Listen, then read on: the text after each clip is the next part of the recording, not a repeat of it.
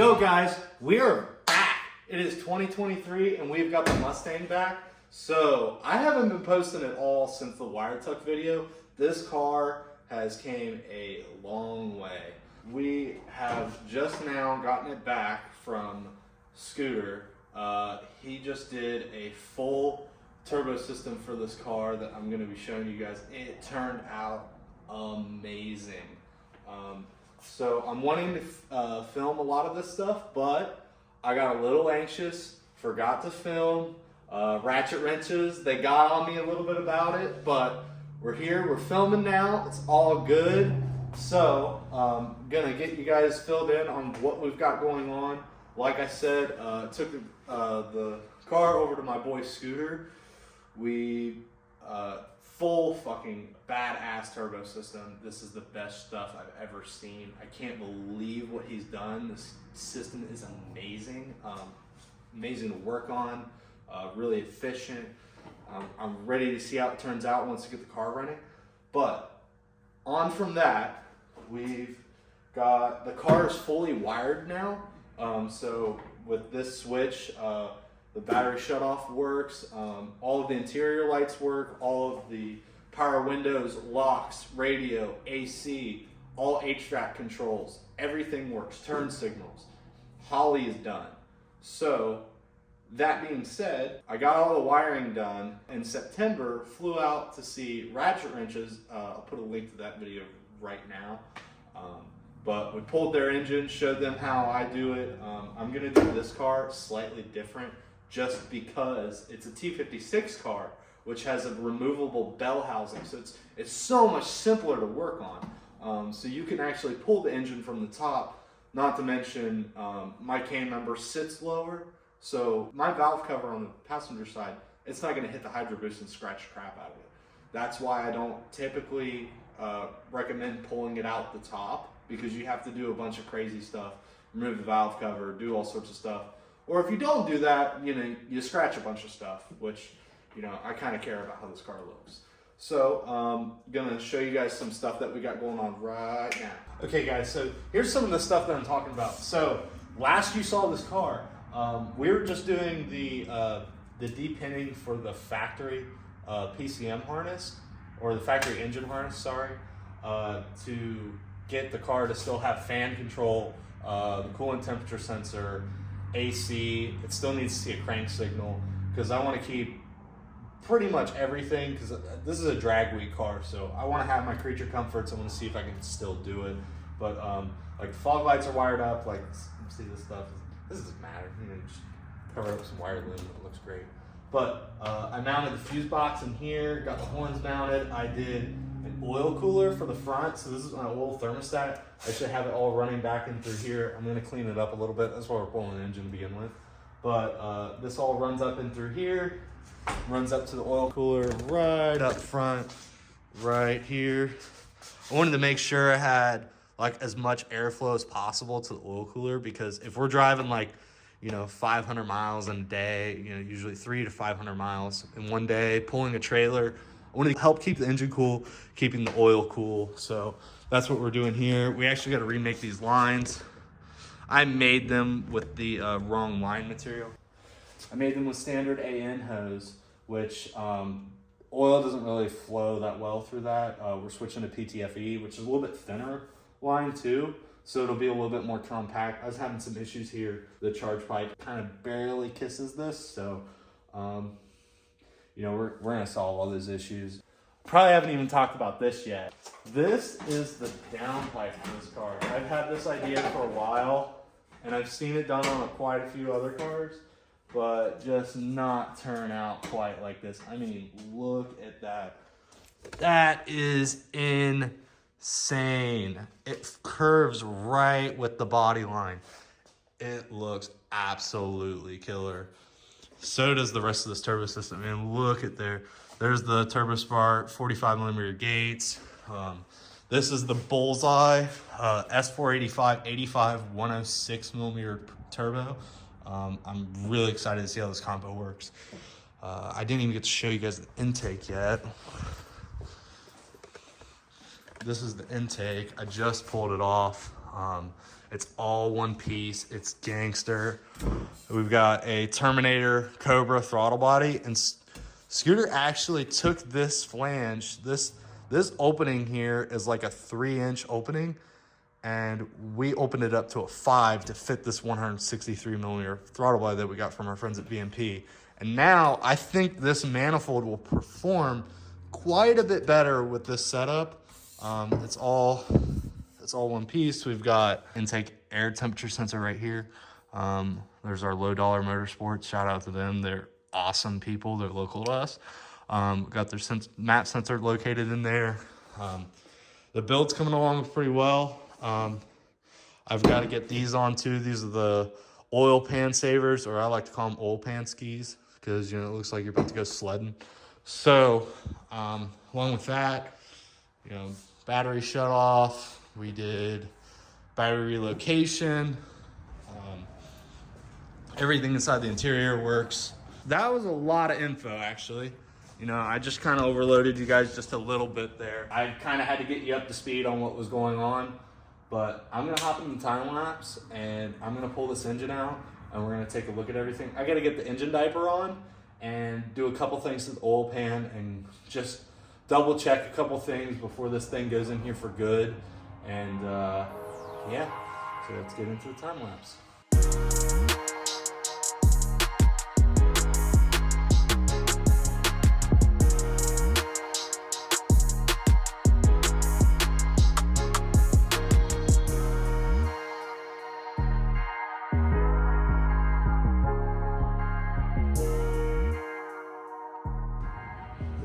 Wow. I mean, like, I've worked on a lot of turbo cars, and without a doubt, that was the easiest hot side and cold side disassembly I've ever done. I mean, it just came right out. And I mean, when you think about like how much is going on in here, this car is AC, this car is power steering, it has factory cooling system, like there's a lot going on in here. It still has ABS, stock style radiator is still in here. There's no tubular front end. And the kit just came out probably in 30 minutes. Like start to finish, stuff that was off camera to now. 10 minutes from when I started filming. This kit's out. Absolutely incredible. I have to give a huge shout out to my boy, Scooter Can't Weld. It's on Instagram, on Facebook. He builds Focus ST big turbo manifolds, and it's the best design I've ever seen for them. They're incredible. Like just everything this guy does is incredible. Literal god. Huge shout out to him. You know, if you guys have anything that you need done, this is the guy. The welds are amazing, and you just look at some of the stuff that he's done here. Look at that. Look at that. Absolutely insane.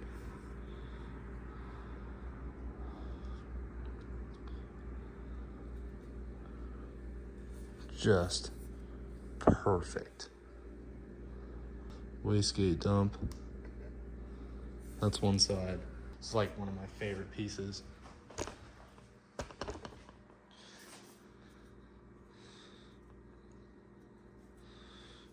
You know how hard it is to replicate something like this? This dude just nails it right out of the park. It has perfect fitment. Everything comes off easily. Everything's stainless from Tycon Industries too. Like, shout out to them. They hooked us up, took care of us. I mean, look at this stuff. I mean, I'm just blown away like that this is my car. Okay guys, so didn't know if you see, but I was talking earlier about how I did wire tuck. I moved the fuse box over here, got the car all wired up. Actually, the power wire for the entire car goes here. The starter harness comes out here, goes to the engine. That's the only engine harness. The only wiring that is attached to the entire engine, like permanently, it's in place. It's just for the starter and a little bit of stuff for the alternator right here, which are these few connectors here, which I have zip tied in. I just gotta take those off and we should be good to go. One power wire there too, that's for your gauge. Actually, this wire is very important. This comes off of here. If you do this wire tuck, which I have a PDF how-to on how to do this, but I borrowed it, it's not mine. But I basically used it as a reference guide to do this swap. If you still run a stock cluster, you have to have this wire. And if you're using a factory style alternator, the only way to get it to charge is to hook this up, because this goes all the way back to the PCM, into the dash, to the cluster, and if you are still using the cluster, you don't have to mess with anything. But if you aren't using the factory cluster, you have to wire a resistor in, or the alternator will not charge the battery. So this is pretty important. So we're gonna just zip this off real quick, and we'll be able to have the whole access to the engine harness and everything else.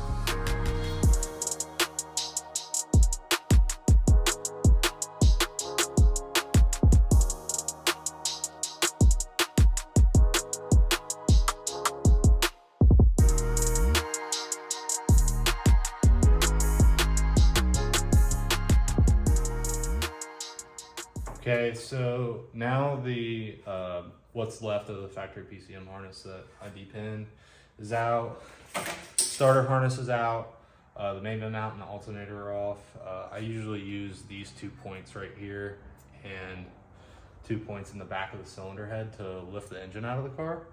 But I need to get the engine mount nuts off and then take the transmission off of the bell housing, pull it out, and then once we're there, pretty much home free. This engine pop right out. Let's get to it.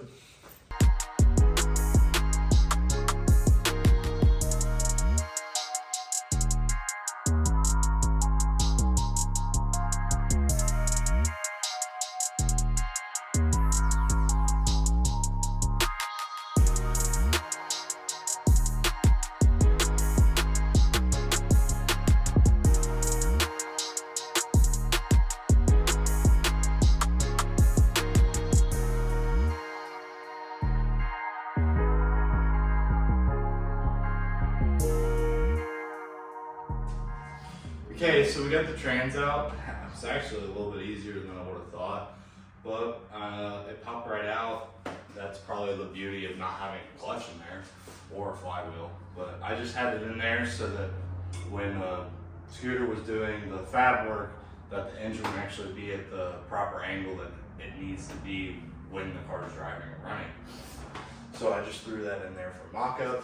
But now I'm gonna put the wheels back on the car. I'm gonna get the car completely back on the ground, and then we're gonna use the cherry picker and get this engine out.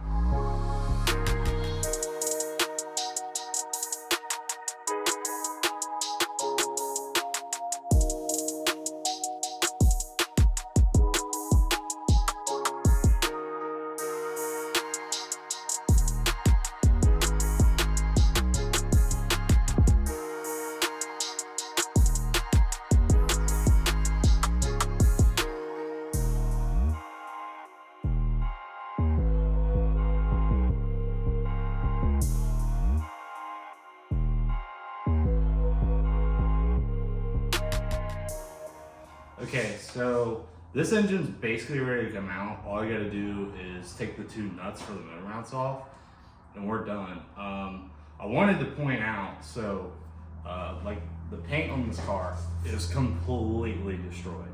This 208,000 mile chassis from Arizona is gonna rust. So that's why I bought this car, and it's structurally fine. So, you know, putting a magnet or throwing my bumper on the trunk, that all the paint's garbage, so I don't care. But a customer car, anybody else's car, I wrap them. I'm super careful with them, but my car, I don't give a fuck. So, and the other thing too, I hate using chains to pull engines. It's dangerous. I rather have 4 points to have secure on the engine to pull it out, not to mention like a little a pivoting ball so that I can, you know, angle the engine if I need to. It just makes things a million times easier. But I'm gonna take the hood off real quick just for easy access, and then we'll pull this thing out.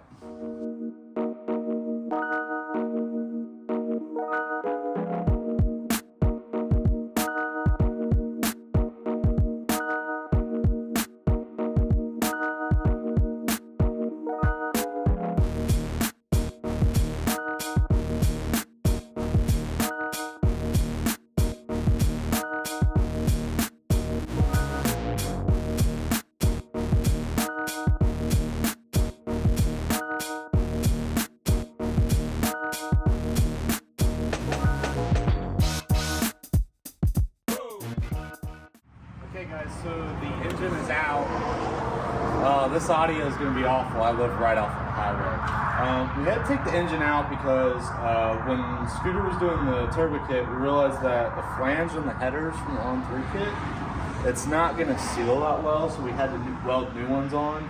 And I kind of just bolted the headers on for temporary. There's a few that were just a pain in the ass to get on in the car, so I'm going to tighten them up. I gotta get the oil pan off too. The paint inside the oil pan flaked off when I cleaned it with brake clean. So I'm just gonna grind all of the paint off of the inside with like a piece of Scotch-Brite, just so that no paint flakes go through the engine and everything in there's clean. I can't afford to lose this engine. And then after that's all done, we're gonna put the engine diaper on, and the engine will be good to go. Then we can throw it back in the car and get onto the next video, which will be either the 7.3 Godzilla coral packs that I came up to use with this car, or the fuel system. One of the two. We got some badass injectors from our friends at Detroit. Shout out to Chuck Harder. He hooked me up with those. We got some 1200cc injectors for this puppy, so I'm excited for that. All right, let's get to it.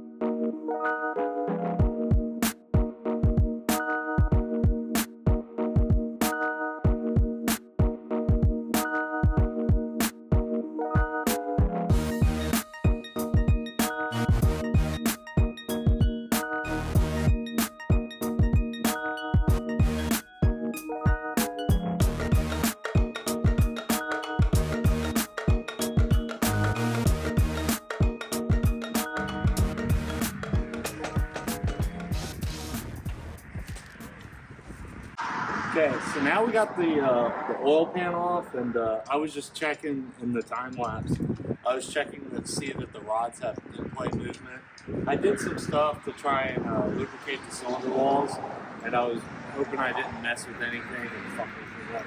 But the part I'm mainly talking about right here is how this paint flaked off, and it is going to continue to flake off in certain areas. I need to make sure that this is all good and that no more of it's going to come off. Because if it does, then it could destroy the engine. Well, so I don't think anything else is going to come off. I tried to scrub it a little bit. I think I was just overreacting a little bit, but it never hurts to be cautious.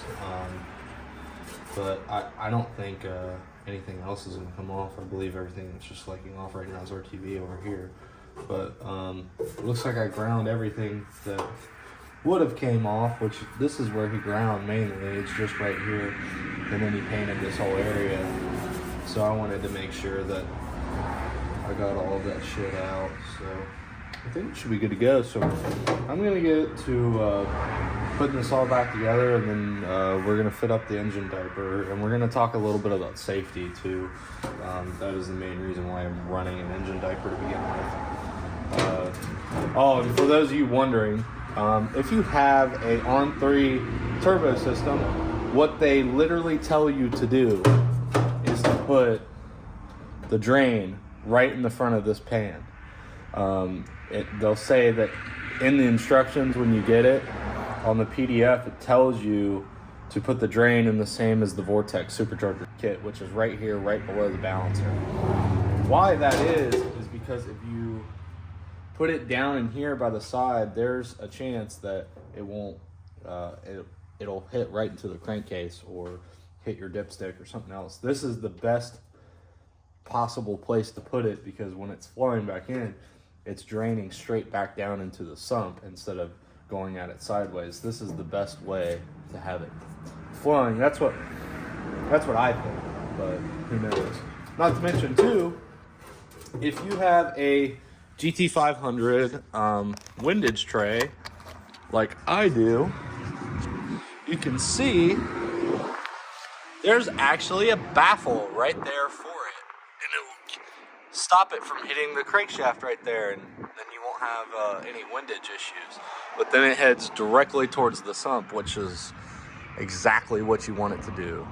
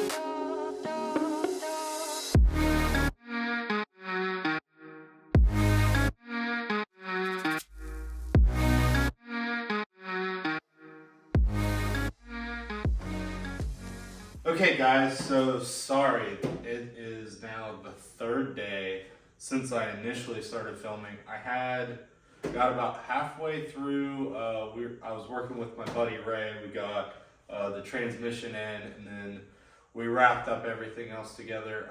I couldn't film anymore because my phone was gonna die and I wanted to get pictures of everything. I was just trying to make sure I got progress pictures of everything. We did some cool stuff with the intake here, where I've got like an AN line to bypass to the idle air control valve because I didn't want any boost leaks.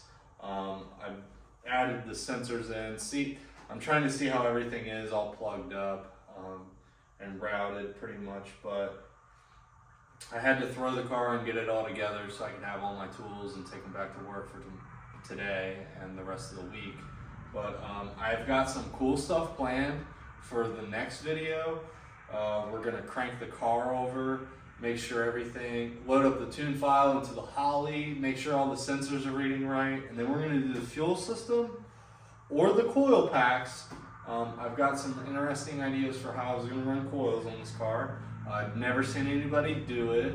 I talked to the Holly at PRI and they told me what I'm gonna try to do will work. So you can see how that turns out.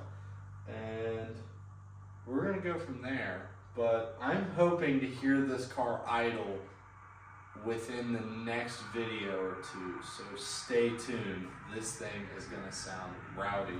If you can't tell to it, it's some badass shots of this car. And the turbo system that Scott did, again, shout out to Scooter Can't Weld on Instagram and Facebook. He's done a phenomenal job. This kit's super easy to put together and take apart. I wouldn't have it any other way. The teardrop, it turned out perfect.